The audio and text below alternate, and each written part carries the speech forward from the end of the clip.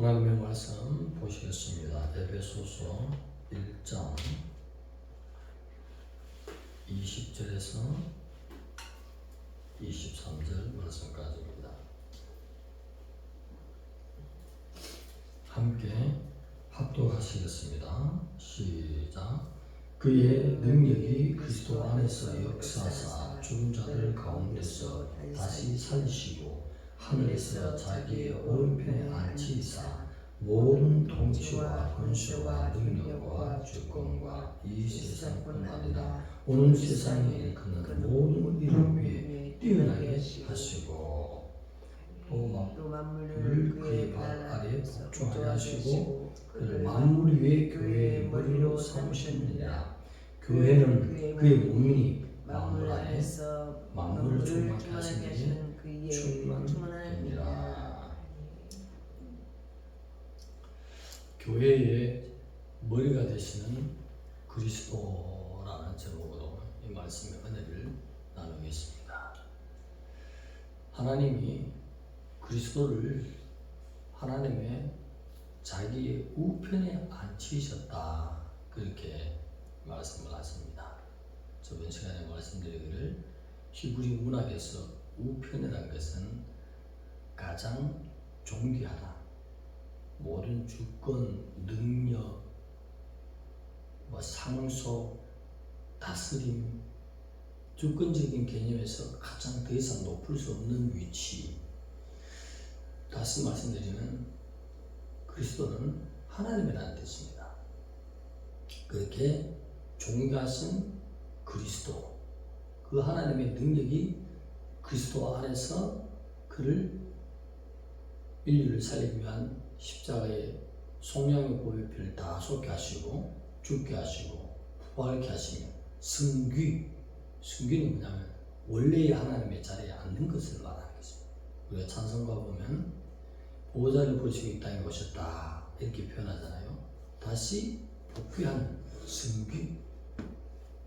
하나님은 하나님 속에 독생자를 품고 계시지만 그 아들 그리스도께서 바로 하나님 자신이 되는, 그래서 성부, 성자, 성령 한 분이신 하나님, 완벽하게 그 어떤 누구도 삼위일체에서 완벽하게는 설명을 할 수 없지만 우리 개혁주의 입장에서는 권능과 영광이 동등하신 하나님, 그러나 각 위를 가지신 하나님, 이렇게밖에 표현할 수 없습니다. 그러나 삼신이 아니라 한 분이신 하나님, 할렐루야. 그래서 표현을 할 때는 또 그리스도라, 또 엘로힘이다, 또 야훼다, 하나님이다, 아버지다, 아기로 오셨다, 그렇게 표현을 하는 것입니다.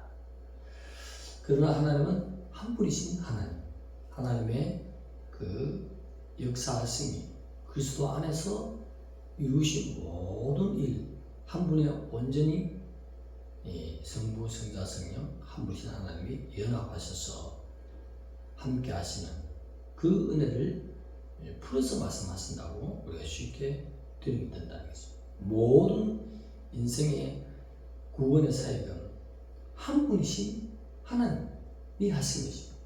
하나님이 그리스도 안에서 역사하셨다.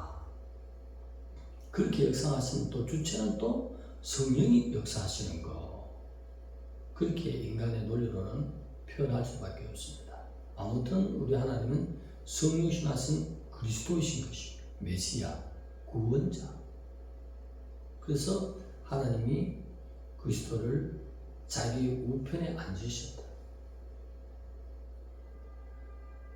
이렇게 위대하신 모든 통치, 권세, 능력, 권세자들, 이렇게 21절에 나오는 것은 통치란 말을 제가 주석을 찾아보니까 이 통치는 다스림도 말하지만 원어에서는 랭킹 1위를 말하는 것이에요.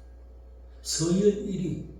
여기서 이 땅의 것을 말하는 21절이 말하는 것이 아니라 영적인 존재들과 육적인 모든 것들 포함 모든 권세를 말하는 거예요. 그래서 21절에는 영적 존재부터 영적 존재가 육적인 모든 것을 다스리거든요. 그래서 모든 통치할 때는 랭킹 1위의 서열 1위란 말이에요. 그리스도가 서열 1위인 것입니다. 할렐루야. 하나님이다. 그러면서 바울 당시에 에베소 지역과 그 주위에는 천사 숭배론이 너무나 강했습니다.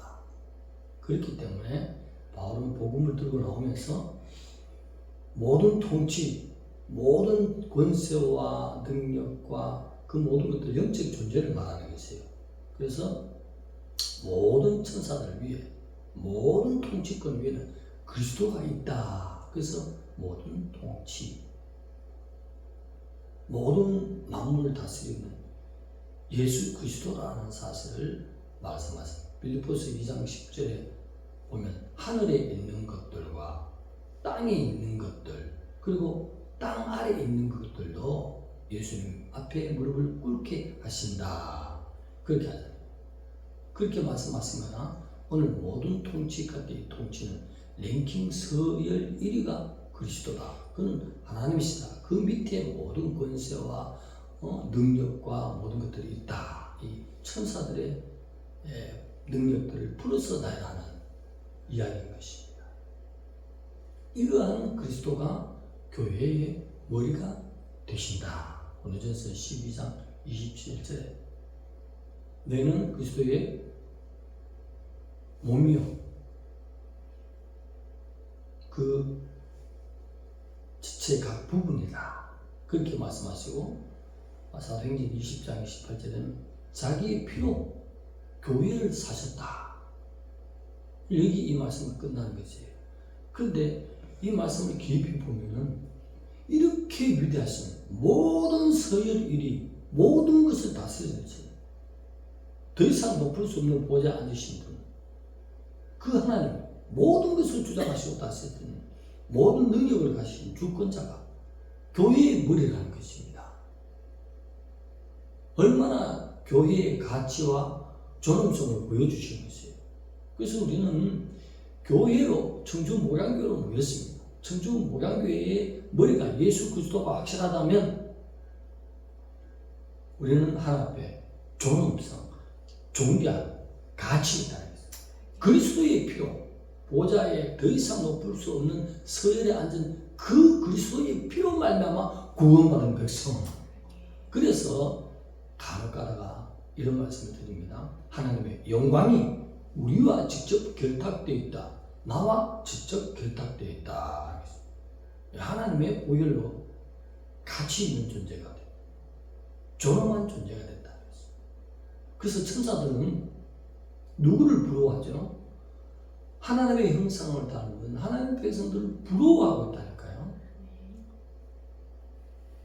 영적 존재로서 우리가 육적인 존재도 되며 영적인 존재도 되는 것이 사람입니다. 영물인 천사들이 볼 때에 너무나 부럽다는 것입니다. 왜? 하나님의 자녀가 됐기 때문에. 가장 높으신 그 어른의 보혈로 말미암아 속량의 은혜를 받았으니 얼마나 하나님이 아끼고 사랑했으면 저렇게 귀한 가치가 되었을까. 늘 불안한 마음을 가지고 있다고 히브리서에 기록하고 있습니다. 긍지심을 가지십시다. 자부심을 가지십시다. 이러한 존재가 또 어디까지 천사들의 부러움을 했습니까? 그리스도의 친구가 아니라 그리스도의 신부까지 하나님이 계획하신 것입니다.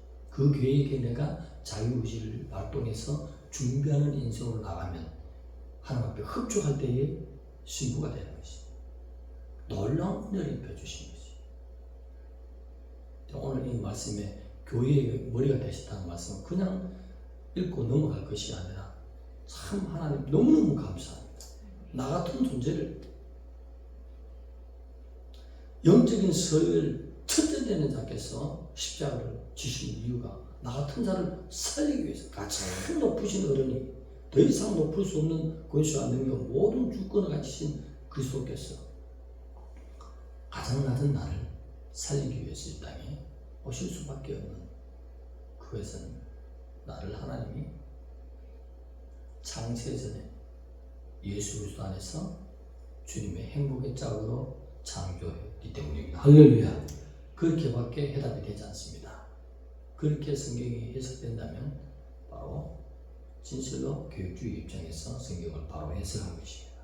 하나님은 우리를 그냥 관망하고 내버려 두는 존재가 아니라 하나님 곁에 두고 뿐만 아니라 하나님께서 예수 그리스도를 자기 우편에 둔다는 것처럼 우리도 그리스도의 우편에, 하나님의 우편에 둔다는 말씀이 있습니다.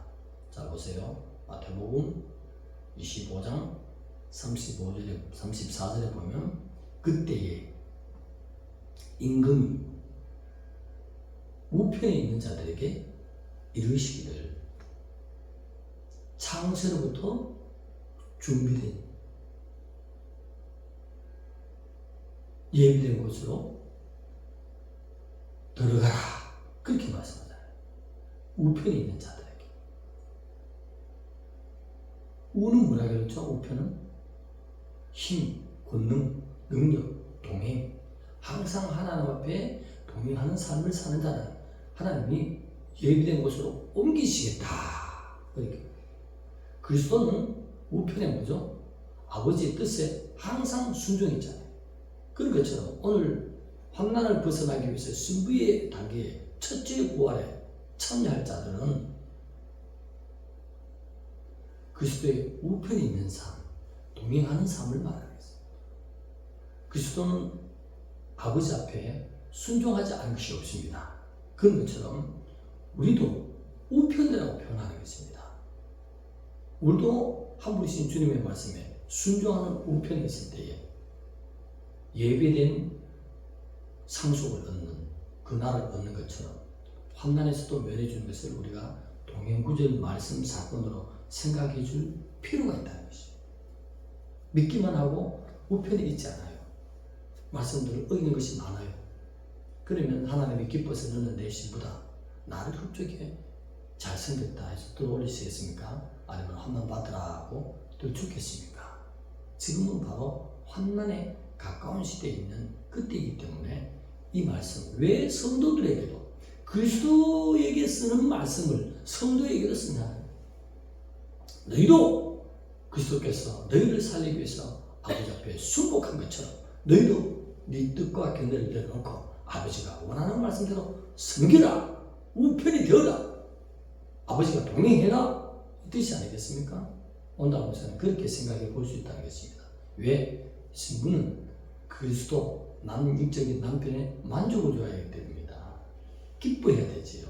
덜 기뻐하는 부분이 있으면, 말씀에서 걸리는 게 있으면 주님이 말씀이 영이신데 고개를 돌리십니다. 그것이 말씀이에요. 그래서 말씀은 더하거나 빼거나 것이 없기 때문에 오늘 우리도 우편이 있어야 된다는 것입니다. 우측이 있는 것이 아니라 우편이 하나님의 편이 되고 동행하고 순종하는 사역. 그 은혜 가운데 있을 때 하나님, 야, 내가 너를 보니 나를 존중하는구나. 하나님 말씀을 지키지 않은 것을 예레미야의 깊이 있는 영성으로 기도해 보면 나를 업신여긴다. 너는 내 말에 어떤 말을 업신여기니? 업신여기는 것이 하나라도 걸리면 주님이 기뻐서 환난에서 면해주겠다 이렇게 나오겠냐 하는 것입니다. 기뻐하는 데가 있어야 돼. 우편에 있는 것이 기뻐하는 것입니다. 그래서 오늘 교회의 머리가 된다는 것입니다. 내 스스로가 교회 진정으로 하나님이 기뻐하시는 교회, 인내의 말씀을 지켰으므로 내가 환난을 면하여 주리라. 아무리 많은 것을 헌금을 내도 뭐라 했죠? 죽은 교회다. 책망을 하잖아요. 뜨겁든지 차갑든지 하라. 말씀을 지키란 말이에요. 그래야 하나님께서 역사하시는 뜻이에요. 그렇죠. 오늘 주님이 오시기 가까운 이때에 준비하는 인생은 그리스도가 하나님의 우편에 항상 있어서 하나님이 그리스도를 자기 우편에 옮기는 것처럼 우리도 항상 그리스도의 우편에 있는, 다시 말해서 주님을 만족시키고 기뻐하며 동의하는 삶, 그래서 말씀을 순종하는 삶을 말하는 그 우편에 있는 생활을 한다면 하나님이 예비하시는 계획 속에서의 주님이 들어오는 시즌이 되면 들어오시지요. 그것이 하나님의 공의가 아니겠습니까? 하나님은 행한 대로 심은 대로 행하신 하나님입니다. 더 봐주거나 덜 봐주지 않는 하나님의 것을 누누이 이스라엘의 성경 역사 통해서 보여주신 것입니다. 이스라엘이 어떻게 행했느냐에 따라서 하나님이 축복도 하고 잘못 행했느냐 하나님의 말씀을 지키지 않으면 이방을 들어서라도 자기 백성을 깨뜨리시는 무서운 공의의 하나님의 것을 우리가 알고 하나님이 기뻐하시는 우측에 있는 삶, 동행하는 삶. 동행은 뭐죠? 내가 생각 속에서 주님을 손잡고 걸어간다고 해서 가는 것은 다른 예수라고 말씀드렸죠. 실천하는 것이죠. 말씀을 하나님이 하라는 대로 사는 삶을 바로 동행하는 삶, 우측에 있는 삶, 우편에 있는 자들이 될 줄로 믿습니다. 그래서 오늘 교회는 이렇게 예수 그리스도가 머리가 되시고 주님의 지체의 각 부분으로서 순종하는 삶을 살 때에 존엄성과 가치가 드러나고 교회를 통해서 분명히 하나님의 영광이 나타나는 놀라운 역사가 있다는 것입니다. 그리스도가 그렇게 존귀하게 되고 모든 통치의 랭킹 서열 1위 항상 있게 되는 것은 아버지 뜻에 순복하기 때문인 것입니다. 그런 것처럼 모든 신앙의 본을 그리스도가 이 땅에 오셔서 보여줬기 때문에 우리가 그리스도의 제자가 돼서 그가 원하시는 그 길로만 따라가면 항상 내 머리는 그리스도가 되시고 내 머리가 되신 주님이 약속대로 나를 우편에 있는 환난에 빠지는 좌측에 두지 않고 우편으로 옮기시는 그 은혜가 반드시 있을 줄로 믿습니다. 기도드리겠습니다. 하나님 감사합니다. 성령 충만한 삶을 살며 항상 주님이 기뻐하시며 교회의 머리가 되신 주님 앞에 순복해서 주님의 영광만이 드러나는 귀한 존재들로 붙들어 주시옵소서. 예수님의 이름으로 감사하며 기도드리옵나이다. 아멘.